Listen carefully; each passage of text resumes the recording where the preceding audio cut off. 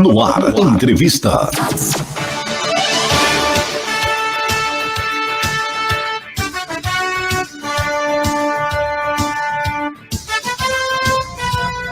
São 9h25 aqui na sua Super Rádio Sindicop, quarta-feira, 13 de julho de 2022. Uma alegria muito grande receber aqui na Super Rádio Sindicop o pré-candidato ao governo do estado de São Paulo pelo PDT, Partido Democrático Trabalhista, Elvis César, ex-prefeito de Santana de Parnaíba, em 2 mandatos consecutivos, o que é um ponto positivo, não é mesmo? Afinal de contas, foi reeleito, né? E também foi vereador no município. Uma alegria muito grande recebê-lo. Pré-candidato, ouve muito bem? Bom dia. Ouço muito bem. Bom dia, Carlos. Bom dia a todos que participam. É uma grata satisfação poder participar com vocês hoje. A satisfação é toda nossa. Gilson Pimentel Barreto, presidente do Sindicop, pois não, umas boas-vindas aí ao Elvis César, que se disponibilizou, né? E estar aqui, ao contrário de outros, né? Que muitas vezes ficam com receio, né? De vir bater aquele papo, não querem dar a cara. E aí eu gostaria que você desse as boas-vindas ao Elvis César. Bom dia, pré-candidato Elvis, tudo bem? Bom dia, Gilson. Satisfação falar contigo. Estou para te visitar, amigo. Infelizmente não tive como, mas com certeza nós vamos conseguir um horáriozinho aí para dar a atenção que você merece todos. Enfim, muito obrigado pela atenção. Muito obrigado aí pela participação. Seja bem-vindo aqui à nossa rádio aqui para essa sabatina aqui dos pré-candidatos, né? Muito obrigado. Bom, Elvis César, eu gostaria que primeiro você mesmo se auto-apresentasse, não é mesmo? O pessoal que está curtindo a programação através do nosso aplicativo, pelo Facebook e também pelo canal do YouTube, né? Se o Elvis César tivesse hoje que fazer uma apresentação dele mesmo, ele diria: quem é Elvis César? Olha, eu sou um paulista, nascido em Carapicuíba, e muito cedo fui para morar em Santana de Parnaíba. Lá cresci, vivi na periferia de Santana de Parnaíba, quando então estudei em Santana, estudei em Barueri, estudei em Santana, estudei em Osasco, terminei minha pós-graduação na Fiel em Osasco. Sou advogado, fui vereador de Santana de Parnaíba por 2 oportunidades, sou o vereador mais votado da história de Santana de Parnaíba, ainda bem jovem, fui presidente da Câmara, fui o prefeito mais votado da história de Santana de Parnaíba, reeleito com mais votos ainda. A partir do meu 2º mandato, exerci cargos relevantes, como fui o único prefeito 3 vezes presidente do CIOeste, que é o consórcio das cidades da nossa região oeste, região metropolitana oeste de São Paulo. Fui pela primeira vez um prefeito de cidade média, foi presidente do Conselho de Desenvolvimento Metropolitano de São Paulo. Esse conselho é o maior conselho da América Latina. Ele é o conselho que congrega São Paulo e as 38 cidades da região metropolitana, que concentra 24 milhões de pessoas, e dali sim, pude ter uma experiência do tamanho das adversidades, dos problemas e das soluções que São Paulo precisa. E no final do meu mandato, Carlos, eu terminei minha gestão com isso, acho que foi o mais positivo em toda a minha carreira política. Terminei minha gestão com quase 90% de aprovação, elegi meu sucessor, e hoje, depois fui para a televisão, para a Rede TV, uma emissora também da nossa região, para levar uma mensagem para todo o Brasil de empreendedorismo, de prosperidade, de uma fé positiva nos acertos. Legal, bacana. Inclusive eu cheguei a ver aquele dia que o Ratinho estava lá contigo, viu? Foi bem legal, né? Bem bacana mesmo. Bom, nós acompanhamos aí, percebemos que você teve um apoio muito grande aí no lançamento da sua pré-candidatura, que contou com a presença, inclusive, né, do Ciro Gomes, né, que é pré-candidato aí também à presidência, não é? Outro nome importante foi o Carlos Lupe, que é o presidente, né, do PDT, e também do Antônio Neto, né, que esteve inclusive aqui com a gente, né?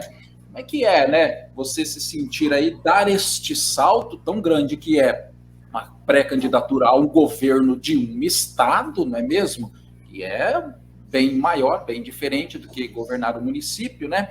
Mas você já partir aí com o apoio dessas peças importantes, não é mesmo? No cenário da política nacional. Não, é muito importante e hoje nós representamos uma candidatura, uma pré-candidatura ao governo do estado de São Paulo, onde tem na chapa o Ciro Gomes, que é sem dúvida nenhuma e com toda humildade, com todo respeito aos demais presidenciáveis, é o homem mais preparado hoje do Brasil. É um homem que passou por todas as esferas, foi o melhor governador, melhor prefeito, melhor deputado, deixou um legado enquanto participou pelos ministérios, fez o melhor modelo de educação no Brasil. Depois de tantos anos, sabe, Carlos, eu saí um medo que eu tinha muito grande, um receio muito grande, é que quando você entra na prefeitura, todos os ex-prefeitos falam assim, olha, tira todos os bens do seu nome, porque você vai ter um monte de processos, um monte de problemas, e eu não fiz nada disso, eu mantive todos os meus bens no meu nome, eu mantive tudo isso, e graças a Deus eu saí sem nenhum processo. Mas eu fiz 4 mandatos. O que isso representa, né? Cerca um pouco mais de 12 anos de vida pública. Agora, o Ciro fez 40 anos de vida pública e não tem um processo. Tem um nome limpo, né? E mais do que isso, tem um projeto nacional de desenvolvimento econômico.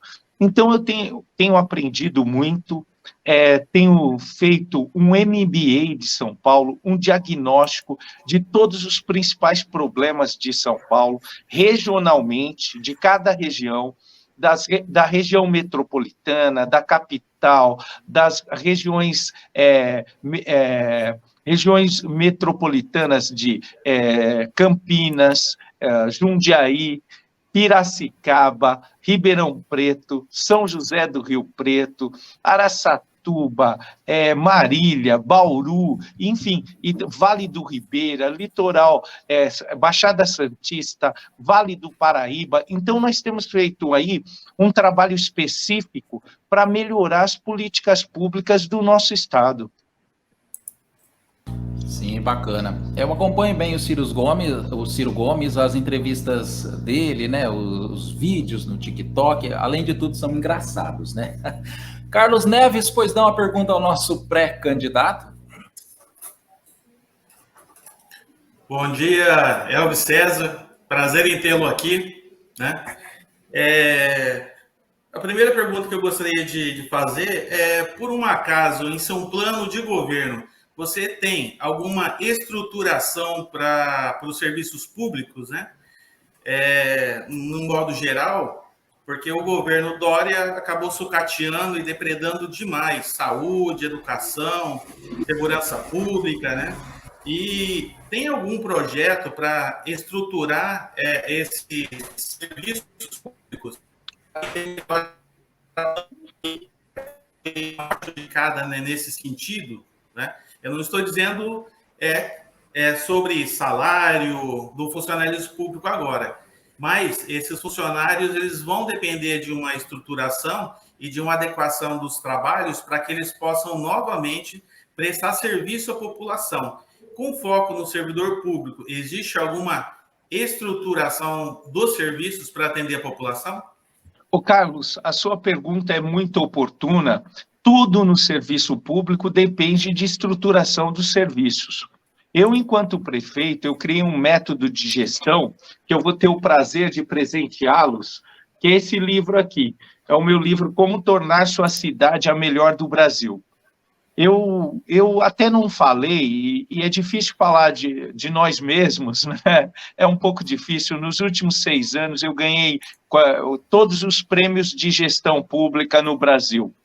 E isso, por conta de um método de gestão que busca a produção de hábitos de produtividade, um modelo de eficiência, que busca o profissionalismo da gestão pública. Isso só é permitido por meio do avanço no relacionamento com os colaboradores, os servidores públicos, e uma reestruturação completa dos serviços públicos, cada qual na sua pasta, mas com um diagnóstico preciso e um plano de metas estrategicamente elaborado e factível para que a gente possa avançar todos os anos nos serviços públicos. Por exemplo, no sistema de saúde pública, eu quero fazer a conexão dos 120 hospitais diretamente ao Palácio do Governo. Aliás, eu faço até um paralelo aqui, que a prefeitura mais estruturada de São Paulo, em estrutura de acompanhamento, com centro de controle de indicadores, acompanhamento, é a Prefeitura de Santana de Parnaíba. Eu construí o Centro Administrativo Bandeirantes, ele tem cerca de 18 mil metros quadrados, sendo que cerca de 600 metros desses, ele faz parte do Centro de Controle de Indicadores.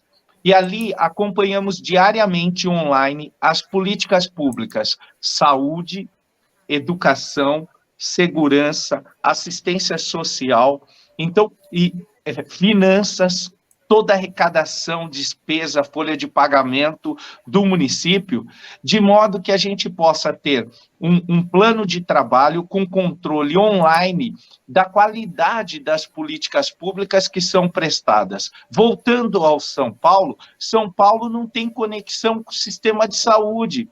O governador fica das respostas que são dadas pela Secretaria de Saúde. Não, o que a gente vai fazer? Nós vamos fazer uma central de controle de indicadores conectada aos 120 hospitais de São Paulo, online, para aferir o número de leitos, eventual colapso dos hospitais, os insumos, medicamentos, resolutividade dos procedimentos cirúrgicos, fila de espera, absenteísmo, enfim, todos os indicadores de um hospital será acompanhado do Palácio do Governo por gestores de administração hospitalar. Só nesse ponto nós vamos revolucionar a gestão pública de saúde no estado de São Paulo. Por quê? Porque o governador vai saber online, publicamente, todos os problemas que ele precisa enfrentar no sistema de saúde terciária, que é de responsabilidade do governo do estado de São Paulo. Da mesma forma, a gente vai criar um diagnóstico e mostrar para os municípios as falhas na atenção básica e auxiliá-los a supri-las, porque quando você tem um diagnóstico preciso da atenção terciária, você consegue identificar a causa da atenção básica de saúde, e aí você faz uma saúde pública com eficiência. Na segurança pública é a mesma coisa. Não tem como avançarmos na segurança pública, por exemplo, Carlos Neves, se a gente não fazer, em primeiro lugar, contratar. O efetivo da Polícia Militar em São Paulo nunca foi tão baixo. A Polícia Civil de São Paulo tem 15 mil homens a menos. Não tem escrivãs, investigadores, delegados, delegadas. E tudo isso está impactando no combate ao crime. Por outra razão, é necessária a valorização, a busca da dignidade desses servidores, mas de forma verdadeira, Carlos. Sabe por quê? Porque ninguém consegue dobrar o salário de ninguém hoje, nos dias atuais, mas consegue fazer um plano de valorização progressivo, autêntico e verdadeiro, e é isso que nós vamos fazer.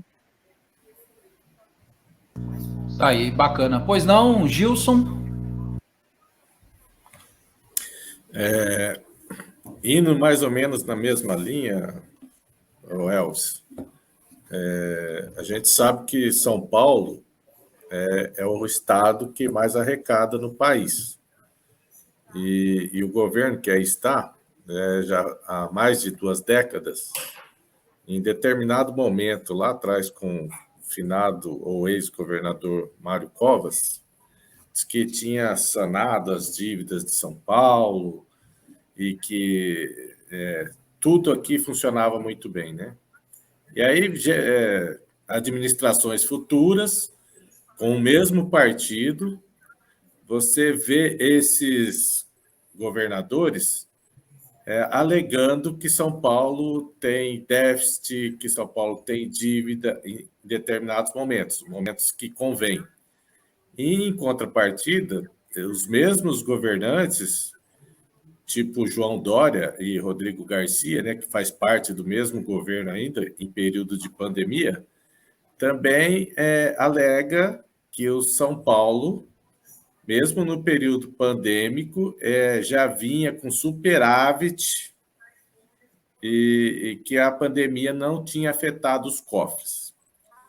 E nesse processo, no meio desse processo, vem uma reforma da Previdência. Teve a reforma da Previdência Federal, que deixou ali uma brecha para que os entes, né, município, estado, em caso de alegar déficit atuarial, que se cobrasse, que se instituísse uma cobrança sobre aposentados e pensionistas. E essa reforma em São Paulo foi feita em 2019, dezembro de 2019. Em abril de 2020, em dezembro de 2019, o governo de São Paulo, em reunião na Alesp, com várias entidades de servidores, inclusive nós estivemos lá, alegava que São Paulo não tinha déficit atuarial, inclusive um dinheiro que o governo havia pego do antigo Instituto de Previdência, IPESP, já tinha sido devolvido, mas em abril, alegando déficit, institui confisco de aposentadorias e pensões, que hoje vem sendo combatido pelo PDL 22, do deputado Gianazzi, né? Pedindo aí a anulação daquele decreto, porque foi por decreto. E você vê o pré-candidato Rodrigo Garcia há poucos dias, no programa Roda Viva, alegar que existe um déficit atuarial de 1 trilhão na Previdência de servidores públicos. Acredito que não deva ter conhecimento total, né, o candidato, no momento, mas com relação a essa situação, qual seria o posicionamento do governo PDT na figura do companheiro Elvis? Ô Gilson, deixa eu lhe dizer, eu fico bastante feliz de conversar com os dirigentes sindicais devido à alta preparação e o conhecimento de causa. Então, não é diferente aqui em Osasco com vocês. Eu vejo assim, hoje eu analisei com um funcionário da Fazenda o IANSP, se eu não me engano, o IANSP, que é o modelo de saúde que toca o Hospital de Servidor Público. Segundo ele, primeira coisa que eu vi, eu entendo também, é doloroso uma pessoa aposentada, pensionista, receber um desconto dos seus vencimentos, é uma coisa absurda. Tanto é verdade que a gente tem que falar pelo nosso testemunho. Aqui em Santana de Parnaíba, cobrava-se do servidor aposentado, do pensionista, e eu tirei a cobrança. Então, foi uma das maiores vitórias que eu consegui, com uma boa gestão da Caixa de Previdência Municipal, eu consegui tirar essa cobrança. O que eu vejo?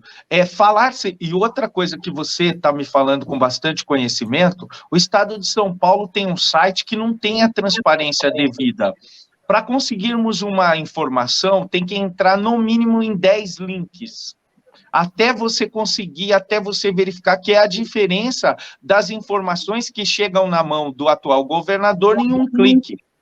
O que precisa ser feito? Como o nosso partido e o meu posicionamento pessoal é de uma extrema responsabilidade para com os servidores aposentados, eu preciso de ter um cálculo autorial e também um diagnóstico preciso, que é justamente para ver qual a situação real e verdadeira do nosso Instituto de Previdência Estadual, para que assim possamos elaborar uma ação que seja, ao mesmo tempo, justa e que garanta a aposentadoria e a pensão de todos os favorecidos. Tá joia, daí nós estamos recebendo na Rádio Sindicop Elvis César, pré-candidato ao governo do estado de São Paulo pelo PDT, o Partido Democrático Trabalhista. Ele que é ex-prefeito de Santana de Parnaíba, né, em 2 mandatos consecutivos, 2014 e 2020, também foi vereador lá no município, viu? Você está ouvindo Rádio Sindicop.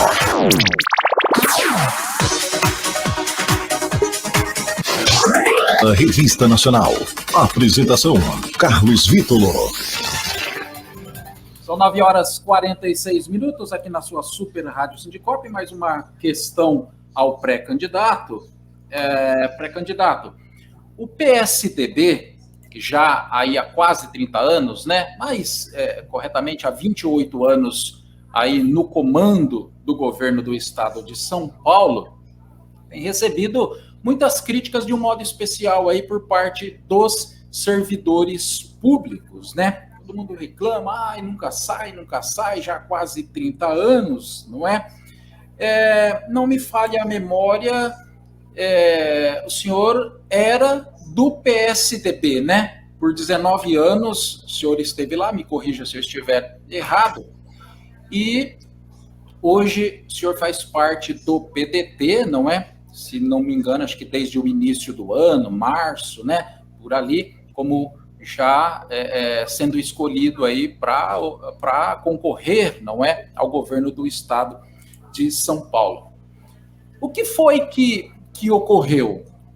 Os pilares do PSDB mudaram para que o senhor deixasse ou foram os seus ideais, pré-candidato? O PSDB, na última gestão, João Dória Garcia, ele se distanciou demais do povo e dos seus principais líderes. Todo governo que, há 10 anos atrás, havia um diagnóstico do PSDB que precisava ocorrer uma disruptura para que voltasse a camada popular. E isso não ocorreu. Ao contrário, nós tivemos uma elitização do último governo, que são 2 milionários. Por exemplo, João Dória, um milionário, com a distância que nem conhece as adversidades do povo. Rodrigo Garcia, um garoto milionário, que nem conhece as adversidades do povo. E nós, críticos edêmicos ao modelo de gestão, perdemos a voz e o espaço dentro do partido nos últimos anos, porque não concordamos com uma série de atitudes que foram tomadas, sobretudo na retomada econômica, que era a hora do Estado de São Paulo. Só para esclarecer, o Estado de São Paulo passa 20 para 21, 2020 para 21, com 29 bilhões de superávit. Era a hora de fazer o maior sistema de crédito em favor do empreendedorismo, da mulher empreendedora, do mercado de bens, os comércios, restaurantes, ou enfim, todo o sistema produtivo que padeceu e demitiu, socorrer esse sistema. Era a hora do Banco do Povo ter uma atitude para mostrar para o Brasil como se faz, com os caixas cheios, deixaram milhares de empresas quebrarem, e por consequência disso nós perdemos milhares de empregos. E isso foi no efeito cascata. Então, foi se deteriorando. Governo bom, Carlos, é aquele que o povo aprova. O governo bom é aquele que o povo aprova. E isso o PSDB vai sentir nas urnas agora de uma forma muito, muito forte. Por quê? Porque ao longo de 28 anos no poder, e esse último mandato, com um afastamento gigantesco, carregando um governo cada vez mais rico e a população cada vez mais pobre, houve falha de gestão gravíssima em todos os sentidos, com os servidores públicos, tendo os servidores públicos como inimigos. Eu nunca vi. Para que eu quero ser governador para ter servidor público como inimigo? Eu nunca vi. Precisa ter grau de diálogo, de conversação constante, de mesa de conversa para verificar onde pode chegar. Não se pode governar tendo colaboradores, servidores como inimigos. Ninguém consegue isso. Eu travei enfrentamentos gigantescos, aliás, os maiores de São Paulo, aqui na minha gestão, com a segurança pública, mas tudo isso foi superado por força de diálogo, de conversa, de construção, e é assim que você vai melhorando a condição, né? Outro ponto bastante relevante, eu nunca vi a fome tão perto em São Paulo. Eu cresci com a minha mãe falando da fome do Nordeste. Olha, a nossa população, a metade dela é nordestina, ou se não descendente. Eu quero falar que a minha mãe falava, a gente brincava em casa, minha mãe brincava, para ficar bem claro, que a gente comia muito, era cearensezinho, sabe? Porque aquela conotação de que falta dificuldade alimentar, insegurança alimentar no Nordeste, sabe? E hoje eu vejo insegurança alimentar em São Paulo, em Osasco, se bobear aqui em Santana, em todas as cidades. É um absurdo isso. E um governo que passa com 54 bilhões de superávit, de excesso de arrecadação, de dinheiro sobrando, deixa as pessoas dissolverem e morarem nas ruas. Então, isso é uma falha gravíssima de gestão, é uma falta de atitude, e temos problemas em todos os cenários. As obras com uma lentidão gigantesca para saírem do papel, o problema do transporte público, a linha Diamante, a nossa linha da região oeste, a linha Esmeralda, dão problemas todos os dias na concessão. Então, a gente precisa ter atitude de gestão, atitude para mudar. Quando você participa de um grupo onde eu fui o melhor prefeito do Brasil nos últimos 4 anos da minha gestão, não pelos meus méritos, mas por uma boa equipe, pela graça de Deus, pelo trabalho incessante, nós revolucionamos os indicadores de uma cidade mais segura do estado de São Paulo, segunda maior empregadora do estado de São Paulo pelo CAGED, referência em combate à mortalidade infantil, referência em capital humano, melhor educação do estado de São Paulo em 2017, em avanço do IDEB. O que eu quero falar é o seguinte, com todos esses ingredientes e vivendo as necessidades do povo, eu não fui ouvido no partido, como que pode? Entende? Então, eu preciso ter atitude. A minha atitude é procurar um partido que eu pudesse expressar os meus posicionamentos e, mais do que isso, liderar um posicionamento que possa ser um plano novo para São Paulo. Chega dos... E tem mais, Carlos. Ó, você mexeu com a minha indignação. Olha, o que acontece? Tem mais. O PSDB está participando agora de uma reeleição. Deixa eu falar para você, meu ouvinte, minha ouvinte. Olha o que está acontecendo. O PSDB está passando por uma reeleição. Se o PSDB ganhar a eleição agora com o governo Dória Garcia, amigo, não tem mais. Sabe o que eles vão discutir? Só quem vai suceder o Garcia. Não vai ter disrupção para melhorar a gestão, para melhorar nada. Já ganhou. Não tem ambição de melhorar a situação do povo. Serão 32 anos de governo. Eu não posso deixar que isso aconteça. Eu tenho como obrigação de um homem público, de mostrar que São Paulo tem, sim, pessoas capacitadas, partidos habilitados para oferecer um projeto novo, um projeto que possa colocar São Paulo com que faça aqui a melhor educação do Brasil. Como que o Ciro faz no Ceará, num estado pobre, o modelo de educação do Brasil? Um estado que possa avançar nas políticas de combate à miséria, de oportunidade por primeiro emprego, e tudo isso eu já fiz aqui, Carlos.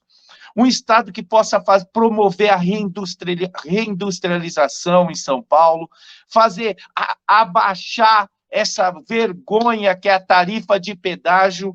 A tarifa de pedágio é um valor absurdo que trava o desenvolvimento econômico em São Paulo.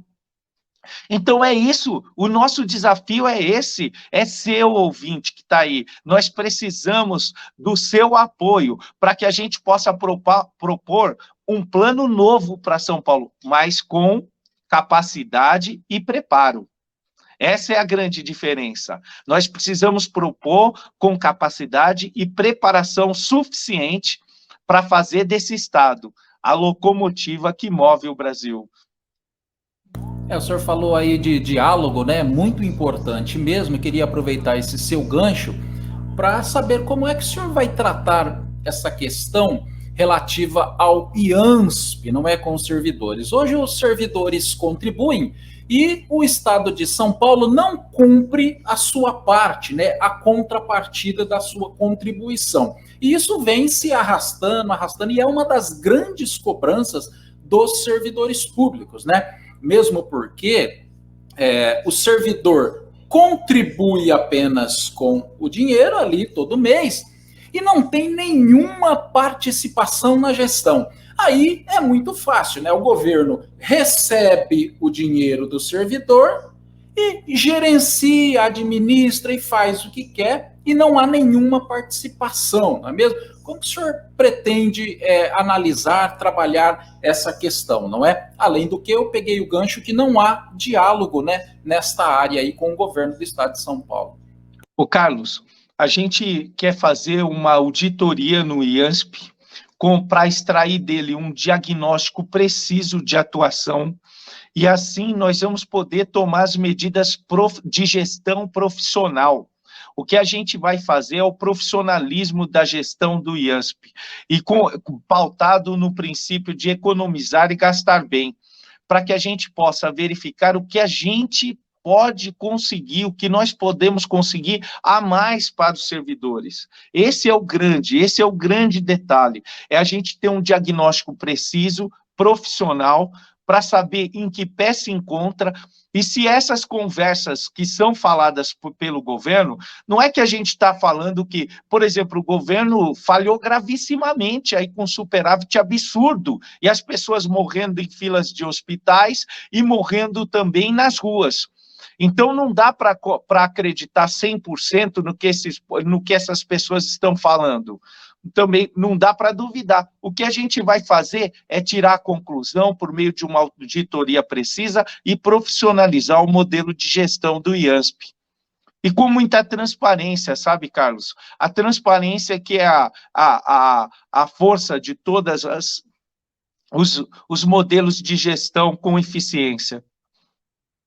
Tá certo. Carlos Neves, pois não? O microfone estava desligado, né? Eu ia fazer a mesma pergunta, Vítor, sobre o IANSP, porque o servidor entrava com uma contrapartida de 2%, o Estado ele é obrigado a dar uma contrapartida também igual. Agora a contrapartida chega até 3%, né? O Estado teria que repassar também até 3%, e mais ainda, se desconta mais do agregado, e a cada dependente também, dependendo da idade, é meio ou 1% por dependente, né? Então, praticamente quase que dobrou essa arrecadação do IANSP, mas o servidor, que é o único contribuinte, né? Porque o governo fala que faz repasses, mas na realidade ele faz uma poupança com o próprio dinheiro arrecadado e em determinado período do ano ele pega essa poupança, repassa para o IANSP dizendo que está repassando o dinheiro, mas ele não cita a fonte do dinheiro, né? Então, o próprio dono que contribui para o IANSP não pode administrar seu bem. A auditoria é uma coisa que está sendo solicitada na Alesp, mas a Alesp tem medo de mexer com isso, e o próprio governo também não quer mexer. E o IANSP acabou virando um cabide de comissionados, né? Então, comissionados que não têm a mínima capacidade para gerir, né, o IANSP, ou se importar com o funcionamento do IANSP, está lá administrando, né? E o absurdo que chega é que acabaram com uma central de atendimento para os usuários do próprio IANSP e colocaram uma lanchonete para atender o público em geral dentro do Hospital do Servidor. E não fizeram nada para melhorar isso aí, né? E começou a privatização. Carlos César, na questão da privatização, como já começou a privatizar por baixo dos panos o IANSP, também se tem o governo Dória e Rodrigo Dória, né? Também tem a intenção de privatizar parte do sistema penitenciário, né? Existe essa possibilidade, se ganhar para governador, de continuar essa questão de privatização, tanto no IANSP, nos serviços públicos e principalmente no sistema penitenciário, né, que já se provou que é totalmente errado, caríssimo demais, não dá resultado e só repassa dinheiro do Estado para a empresa privada, né, nos tais acordos, né? Existe essa possibilidade? Ô, Carlos, deixa eu lhe dizer, eu não tenho nem como prosseguir a falar com o IANSP sem uma auditoria do início ao final.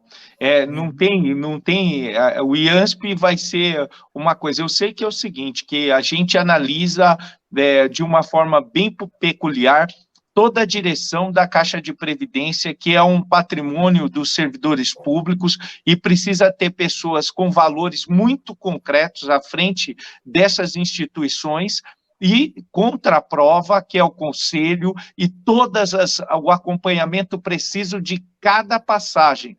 Então, esse foi o modo que eu administrei e eu tirei a Caixa de Previdência de Santana de Parnaíba de um regime mais deficitário de toda a região para ser o mais superavitário. Então, eu tenho uma experiência já nesse processo. É claro que eu tinha conhecimento dos dados. Hoje, a gente não tem o conhecimento necessário para falar do IANSP. Agora, não tem como. O crime organizado, ele detém participação na sociedade civil de uma forma relevante, porque por meio do dinheiro que é capitaneado ilicitamente, eles exercem influência em vários ambientes. Como que nós vamos privatizar o sistema penitenciário com essa influência solta na sociedade? Então, não vejo, num primeiro momento, com bastante responsabilidade e humildade para lhe falar, o cabimento dessa terceirização no sistema penitenciário. Tá certo. Pois não, presidente Gilson Pimentel Barreto?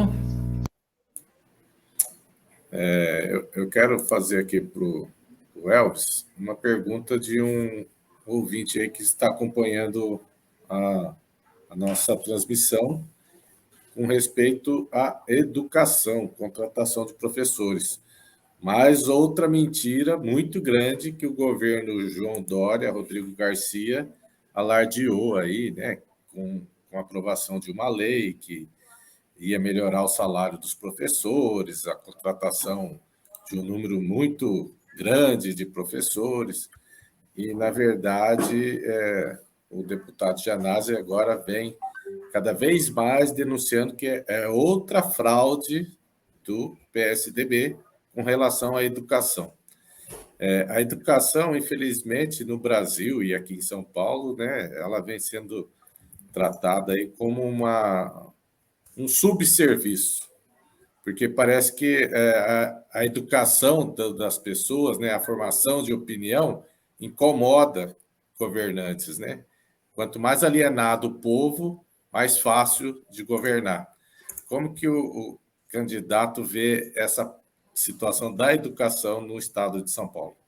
Eu tenho um contexto e um posicionamento totalmente contrário. Como eu ganhei várias vezes prêmios de melhor gestão no Brasil, quanto mais instruído o povo, melhor é a minha aprovação. E fiz um modelo de educação que transformou a cidade de Santana de Parnaíba numa referência de educação para o estado de São Paulo e para o Brasil. E aqui em Santana, Gilson, é a única cidade do estado de São Paulo que a educação é municipalizada, da creche, do berçário até o ensino médio. Isso me fez aprender todos os modelos de educação, o ensino infantil, fundamental, ensino médio e até universitário que nós temos aqui. O que eu vejo nesse contexto? A educação no estado de São Paulo, Primeiro lugar, precisa haver o socorro à educação infantil, e o governador tem que estar atento para isso. Não pode faltar vagas de creches no estado de São Paulo. O governo do estado de São Paulo tem que apoiar as prefeituras. As pessoas que mais precisam são justamente aquelas da periferia, que não têm oportunidade de creche. E aí mitiga a oportunidade do emprego, de dignidade, de construção, de prosperidade dos que mais precisam, e de ativar a economia do estado de São Paulo. Sem contar que as crianças, o ensino infantil é o ensino fundamental para a criação das sinapses, para os estímulos. Até os 7 anos de idade é que nós temos a formação cerebral das crianças, e é fundamental um ensino infantil de excelência. E foi assim que a gente revolucionou a educação em Santana. Mas o outro ponto, bastante importante, é o ensino pela empregabilidade, Gilson. Na nossa juventude, nós queríamos ser metalúrgicos. Hoje, os jovens não querem ser mais metalúrgicos, os jovens querem trabalhar com a tecnologia. E o estado de São Paulo tem uma ausência de 300 mil programadores. E o estado, e o ensino estadual, o ensino médio, tem que mudar, alterar imediatamente. E eu vou fazer isso, eu vou fazer o ensino médio para a empregabilidade, onde nós vamos formar em conhecimento específico programadores, sociais mídias, programadores de games, web designers, produtores de vídeos, copyright, gestores de tráfego, que são as profissões que estão faltando, e dá oportunidade para a juventude. A gente tem visto que em São Paulo, eu quero simplesmente fazer a melhor educação do Brasil aqui em São Paulo, mas tem que verificar que nós temos milhares de jovens na periferia que não têm uma oportunidade, uma sequer oportunidade. E se a gente formar esses jovens na programação, na base da tecnologia, eles já vão saírem empregados no ensino médio. Isso é fundamental para o estado de São Paulo. E a partir daí, com o fortalecimento do ensino infantil, a recuperação por meio de um acompanhamento contínuo no ensino fundamental, nós vamos estimular o ensino integral. E mais do que isso, as universidades públicas serão referência no nosso mandato, e eu vou lhe explicar por quê. Porque eu quero, por meio da Univesp, a Universidade Virtual do Estado de São Paulo, democratizar o acesso ao ensino superior, à universidade. Olha, ouça aqui, o seu filho vai fazer universidade, porque hoje a Univesp, que reproduz as aulas da USP, Unicamp e Unesp, tem cerca de 50 mil alunos. Eu quero colocar 1 milhão de jovens nessas universidades. As aulas estão gravadas, as profissões estão aí. É só dar condição, fazer o vestibular e abrir mais polos. Outro ponto da falha gravíssima da educação de São Paulo é que somente cerca de 5% dos nossos jovens têm acesso à FATEC e à ETEC, e é inadmissível isso. Nós vamos fazer pela mesma Univesp a ampliação da FATEC, das FATECs, dos cursos das FATECs e das ETECs por meio do EAD, para universalizar. É só uma faixa de 5% dos jovens paulistas que têm acesso a essas faculdades de tecnologias fantásticas, os institutos técnicos fantásticos, e isso nós não podemos cercear o acesso aos demais estudantes, Gilson. O nosso plano para a educação é uma disrupção, é um modelo que vai fazer com que São Paulo, em alguns anos, seja a referência completa em educação para o Brasil. Se permite mais um comentário, na minha análise, seria investir na prevenção e não no tratamento, que o tratamento é o sistema penitenciário, são as fundações casas, que aí, com certeza, o investimento é muito mais caro e assim, numa situação que o Brasil prevê, né, a ressocialização do indivíduo que não foi socializável, que não teve dignidade, que não teve o direito à moradia, à alimentação, conforme já falou o candidato, e que aí se torna mais difícil, né? Se você investe nessa prevenção, igual falou o candidato, na distribuição da renda, na formação do indivíduo, com certeza o Estado seria melhor, o país seria melhor também, né? Foi dessa forma que eu fiz Santana de Parnaíba a cidade mais segura do estado. Não adianta você ter condomínios de luxo numa cidade, porque os muros não impedem totalmente o acesso e as pessoas têm que saírem dos muros. Então, o que a gente verifica é o seguinte: você tem que dar oportunidade para a periferia. A periferia tem que ter dignidade, educação de qualidade, saúde que funciona, acesso ao lazer e oportunidade de emprego, esperança de melhorar de vida e oportunidade de emprego. Você tocou um assunto, Gilson, a respeito da ressocialização no sistema prisional paulista. Eu estou acompanhando um exemplo lá do Maranhão, onde 50% dos presos trabalham. E eu quero fazer isso aqui em São Paulo. De que modo? Em primeiro lugar, porque pela ressocialização. E segundo lugar, para o preso também pagar a estadia dele lá. Não é? As duas condições. Eu fui no Fórum Brasileiro de Segurança Pública, que é uma associação, uma ONG aqui em São Paulo, e fui aprender políticas públicas lá de outros estados que deram certo, como essa do emprego no Maranhão, para trazer aqui para São Paulo, amigo. Legal. Tá certo. Bacana. Deixa eu mandar um alô, um abraço aqui pro pessoal curtindo a programação, começando aqui viu, Elvis César? O Demétrios Lemos, ele é presidente do Sindicato dos Policiais Penais lá do Pará, viu? Acompanhando aqui a nossa programação e te parabenizando aí, né, pelas ideias. Mandando um alô também, um abraço aqui para o Gilberto Ferreira Guedes, né? A Aline Lara, pessoal, Eliel Paixão, Eduardo Pioto, Partissano Tupeniquim, não deve ser o nome, né? Mas mandando um alô, um abraço pessoal. Já que o Gilson tocou nessa questão aí do sistema prisional, eu tinha até uma questão aqui preparada. Pré-candidatos são, hoje, no estado de São Paulo, obviamente o senhor tem essa informação, 179 unidades prisionais, não é?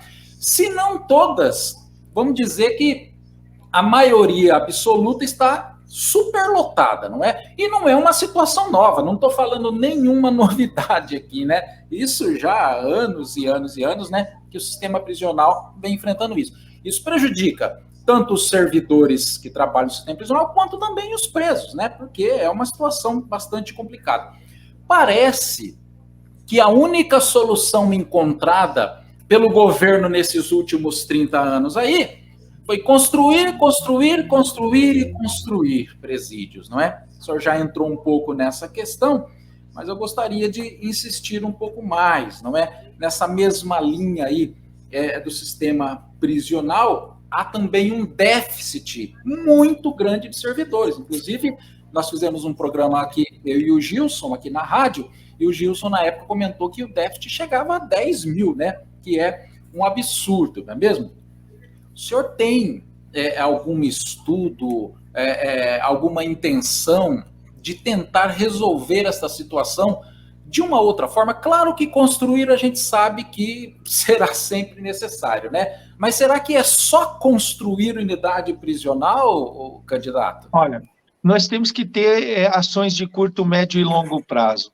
Ação de curto prazo é colocar comida na mesa do povo, baratear a comida do povo, para que não haja menor, para que tenhamos dignidade em todas as mesas paulistas. O povo da periferia tem passado insegurança alimentar gravíssima. Olha, são pessoas assim, que nós temos 15% da população de São Paulo que não tem se alimentado com 3 refeições. Então, isso é muito grave e é uma situação que a gente tem que cuidar. Outro ponto bastante importante nesse segmento é verificar qual que é o diagnóstico da ocorrência dos principais delitos.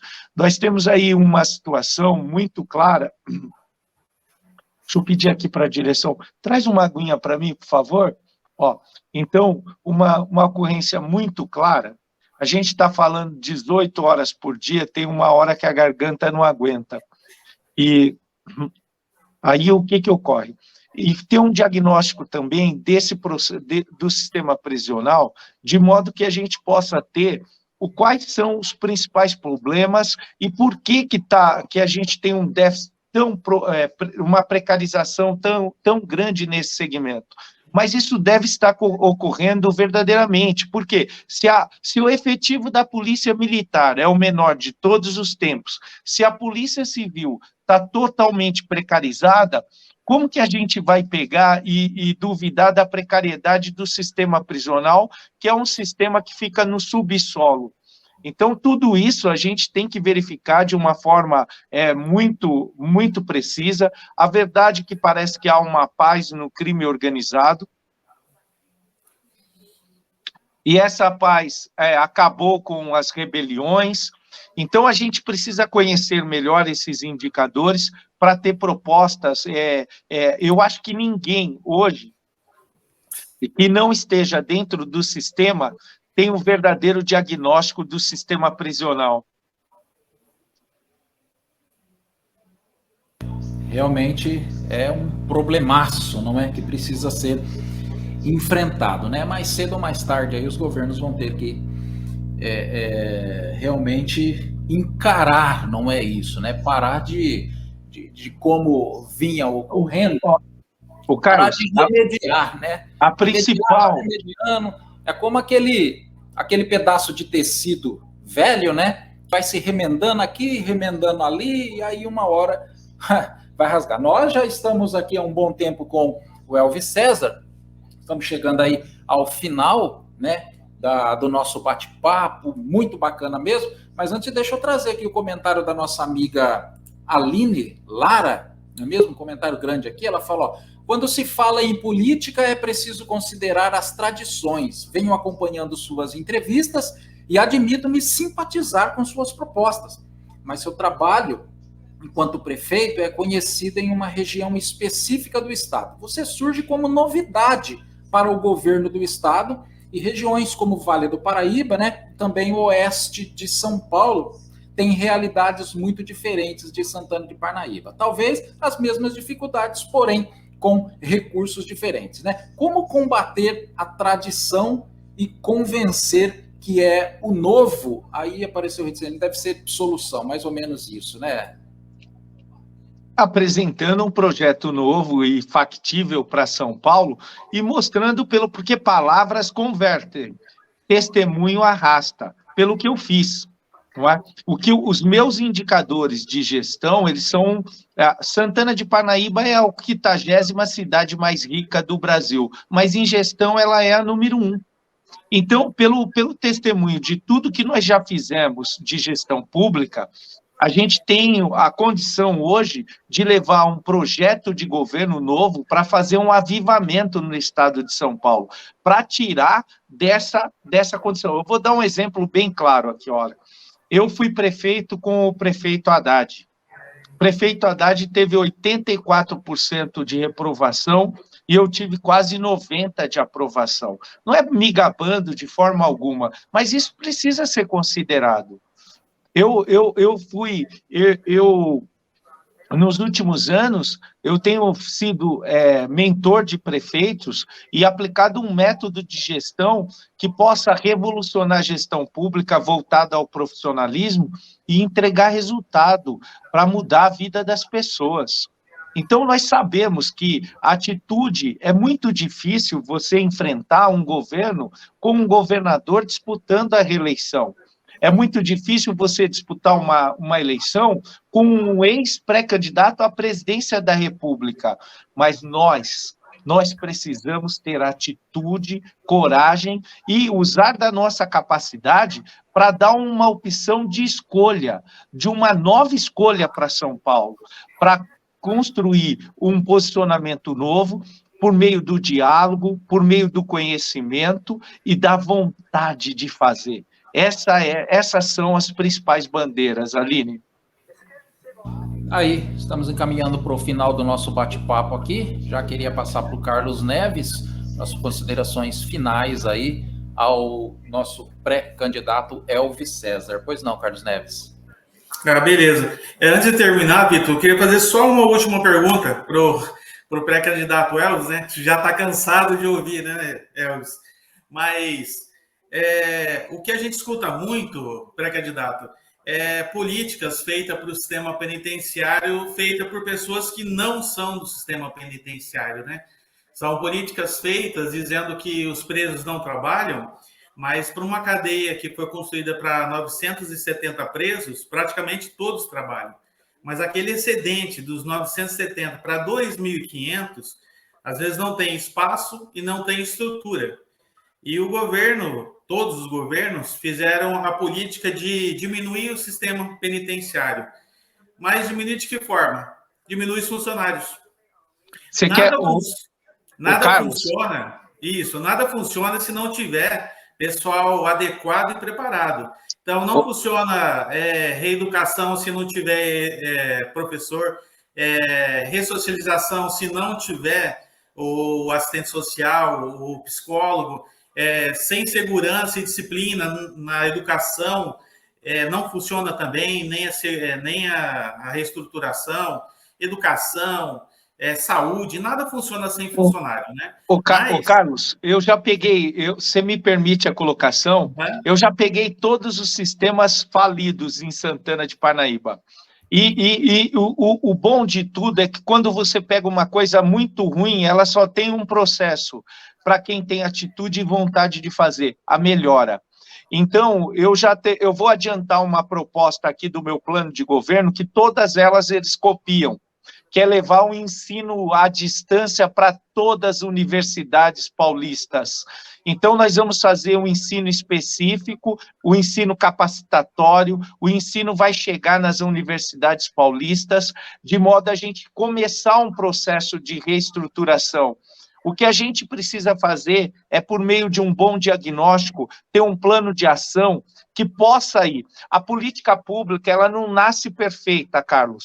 Como que a gente faz? Precisa ter atitude de governo, atitude. Você monta uma estratégia e vai melhorando ao passar do tempo e melhorando, até você ter um case para replicar nos demais.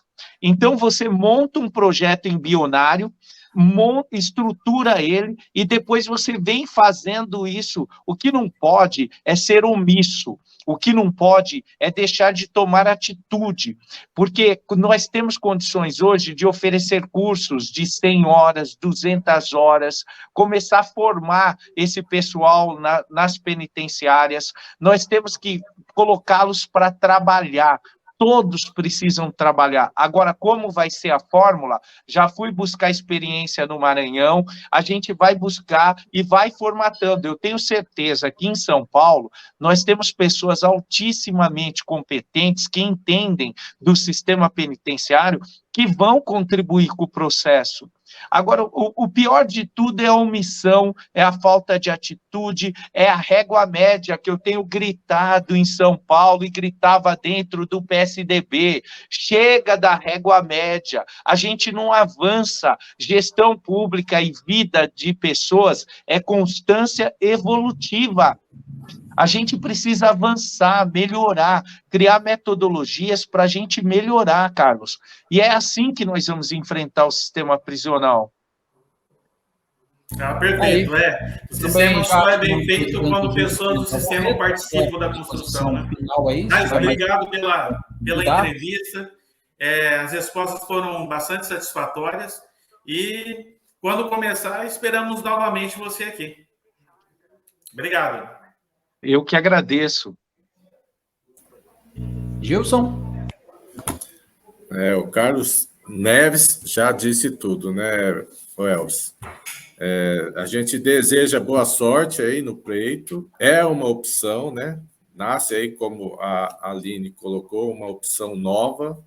no cenário estadual, embora já com uma larga experiência, né, conforme já foi falado, e com a retirada da candidatura do ex-governador Márcio França, vejo como uma via totalmente viável o nome do candidato Elvis ao governo do Estado, porque essa renovação é necessária, conforme já falamos aqui, né? Quase 30 anos de governo PSDB, quase 30 anos de sujeira embaixo do tapete, que a hora que um novo governante de partido de oposição chegar ali, com certeza vai ver muita coisa para arrumar, né? Então, a gente deseja sorte aí na campanha, o espaço está aberto, assim que liberado, né, propriamente dita a campanha, porque agora a gente está no pré-eleitoral ainda, esteja convidado a participar mais vezes aqui com nós, candidato. Muito obrigado. Eu que agradeço, viu, Carlos, Gilson, Carlos Neves, foi um grande prazer estar aqui com vocês, foi uma gratidão poder expor um pouco das minhas ideias, aprender também um pouco dos posicionamentos com vocês. Eu quero deixar aqui, falar para você que é ouvinte, falar que eu sou o Elvis César, sou pré-candidato ao governo do estado de São Paulo, e se você é como eu, quer um estado com avivamento, que saia da zona de conforto e que tenha as pessoas no principal plano como prioridade, venha comigo, me ajude, @Elvis César Oficial. Muito obrigado e Deus abençoe, obrigado pela oportunidade. Aí falamos com Elvis César, pré-candidato ao governo do estado de São Paulo. Eu confesso que não o conhecia e fiquei bastante surpreso com os posicionamentos, viu? Uma grata satisfação, certamente vamos nos falar outras vezes. Valeu, obrigado, até mais, obrigado Carlos Neves, obrigado ao Gilson Pimentel Barreto também aí pela participação aqui na Super Rádio Sindicop, 10h27. Bota o rei Congo no congado.